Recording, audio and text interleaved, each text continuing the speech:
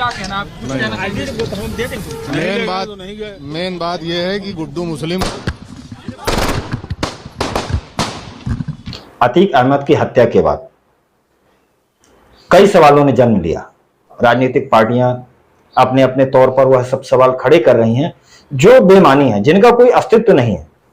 अब सवाल क्या होना चाहिए? दरअसल सवाल यह होना चाहिए था कि इनके मन में यह मानसिकता क्यों आई, क्यों उनको मारना पड़ा, कौन सी ऐसी सोच है जिनकी वजह से इनको अतीक अहमद को मारने पर इनको आगे बढ़ना पड़ा। दरअसल यह जो सोच है, यह सोच को सिर्फ 3 लोग जन्म देते हैं। पहला हमारे देश का संविधान, दूसरा हमारे देश का राजनेता और तीसरा है हमारे देश का मीडिया। मीडिया में आप न्यूज चैनल भी ले लीजिए और फिल्में भी ले लीजिए। तो पहला संविधान का जैसे हम नाम लिया, तो संविधान क्यों इसमें दोषी है? अतीक अहमद विधायक या सांसद बनने के बाद माफिया नहीं बना, वह माफिया बनने के बाद कहीं ना कहीं विधायक और सांसद बना।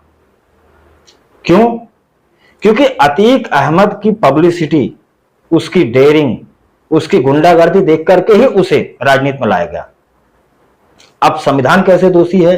अगर संविधान में यह धारा ना होती कि कोई भी व्यक्ति, जेल के अंदर बैठा व्यक्ति चुनाव नहीं लड़ सकता, तो क्या अतीक अहमद यहां तक आते? नहीं आते।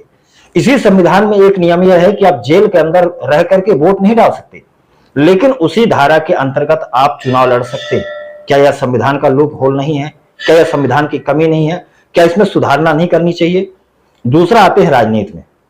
राजनीति की बात आई है तो अभी कुछ समय पहले सीबीआई ने अरविंद केजरीवाल जी को एक सम्मन जारी किया और पूछताछ के लिए बुलाया। जिस दिन अरविंद केजरीवाल जी को जाना था, उस दिन अरविंद केजरीवाल जी के ऑफिशियल ट्विटर हैंडल से एक ट्वीट किया गया और ट्वीट में पुष्पा स्टाइल में लिखा गया, केजरीवाल रुकेगा नहीं। ये पुष्पा कौन है? कोई राष्ट्र का संत है? हमारे देश का सैनिक है? हमारे देश को आजाद कराने वाले कोई महान क्रांतिकारी हैं? डॉक्टर हैं, वकील हैं, इंजीनियर हैं, जज हैं? कौन है ये पुष्पा? है कौन? ये पुष्पा एक गुंडा है, एक चंदन तस्कर है। उसका इतना महिमा मंडन, वो भी आम आदमी पार्टी द्वारा। और यही आम आदमी पार्टी कल अभी चौथी पास राजा की कहानी सुना रहा था और यही व्यक्ति पुष्पा जैसे महाखलनायक का यह महिमा मंडन कर रहे हैं, अपने ऑफिशियल ट्विटर से ट्वीट कर रहे हैं। अब सोचिए, जब एक राजनेता स्वयं ऐसे माफियाओं का, गुंडों का महिमा मंडन करेगा, तो उसमें आने वाले समय में जो आज की युवा पीढ़ी है वह कैसे प्रभावित नहीं होगी? इसी राजनीति में चाहे सपा हो, चाहे बसपा हो, चाहे जेडीयू हो, चाहे आरजेडी हो, चाहे कांग्रेस हो, सबने भर भर के माफियाओं को संरक्षण दिया, सबको भर भर के कोई न कोई पद दिया, किसी को महासचिव, किसी को प्रवक्ता, किसी को कुछ। अब जब आप स्वयं अपराधी को अपने राजनीति में शरण देंगे, उनको संविधान के छत्र छाया मिल जाएगी, तो उनका आप क्या बिगाड़ सकते हैं? कुछ नहीं। ऐसे में तो जो हमारे आज की युवा पीढ़ी है वह तो यही सीखेगी ना कि आने वाले समय में अगर हम आगे बढ़ गए, हम बहुत बड़े डॉन हो गए, तो हमें कोई ना कोई राजनीतिक शरण मिल ही जाएगी और हम जब संविधान के छत्र छाया में पलने बढ़ने लगेंगे तो हमारा कोई क्या उखाड़ लेगा। जब कुकर्म करने वाला व्यक्ति ही जेल मंत्री बन जाएगा तो उस समय आप उसका क्या कर लेंगे? वह तो जेल में जाकर के भी सुखी रहेगा ना, वह जेल में जाकर के भी मसाज कराएगा ना। तीसरा आते हैं अपने मीडिया पर। मीडिया को हमने 2 भाग में किया था, एक फिल्म है और दूसरा न्यूज चैनल।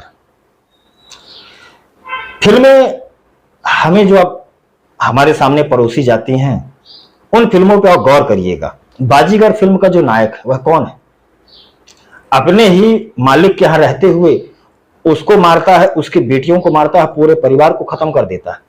ऐसी फिल्में जब हमारे सामने दिखाई जाएंगी तो आज का युवा क्या बनेगा? वह बाजीगर ही बनेगा ना। अभी धूम फिल्म, जिसमें जॉन इब्राहिम, ऋतिक रोशन और आमिर खान, ये तीनों जो कि बहुत बड़े स्टार हैं, बहुत बड़े नायक हैं, इनकी बहुत बड़ी फैन फॉलोइंग है। ये फिल्म में जब नकारात्मक रोल करेंगे, खलनायक का रोल करेंगे, तो हमारा युवा कहीं ना कहीं प्रेरणा इनसे लेगा ना और इनसे ही सीखेगा। तो वो क्यों ना माफिया बने, क्यों ना वह बाइक को इतनी तेजी से दौड़ाए, क्यों ना वह चैन स्नैचिंग करे, क्यों ना वह डॉन बने। अब आते हैं उसी मीडिया के दूसरे पार्ट पे जो है न्यूज चैनल। न्यूज चैनल अभी कुछ समय पहले भिंडरेवाला का घोर समर्थक अमृतपाल सिंह, जिसका जी भर के सभी मीडिया चैनल ने इंटरव्यू लिया और कहा कि हम सबका पक्ष रखने की आजादी देते हैं, हर किसी को बोलने की आजादी है। इसके पश्चात एक थे कन्हैया कुमार, उन्होंने क्या नारा लगाया था, अफजल हम शर्मिंदा है तेरे कातिल जिंदा है। चूंकि मैटर कोर्ट में है लेकिन अभी तो आरोपी है ना, इनको क्या जल्दी थी उसको मीडिया में बिठा करके उसको नायक बनाने की। इसके पश्चात जिनमें से अतीक अहमद के आज से 21 साल पहले या उससे पहले के इंटरव्यू भर भर के उसकी महिमा मंडन किया गया। जब ऐसे महिमा मंडन हमारे देश का संविधान, हमारे देश की राजनीति और हमारे देश की मीडिया अपराधीकरण को कहीं न कहीं नायक बनाने का प्रयास करेगी तो इस देश से ना तो अपराधी खत्म होंगे ना अपराध खत्म होगा। और यह ऐसे सवाल हैं जो हर किसी को चुभेंगे, जो इस देश के सिस्टम को भी चुभेंगे और मीडिया को चुभेंगे।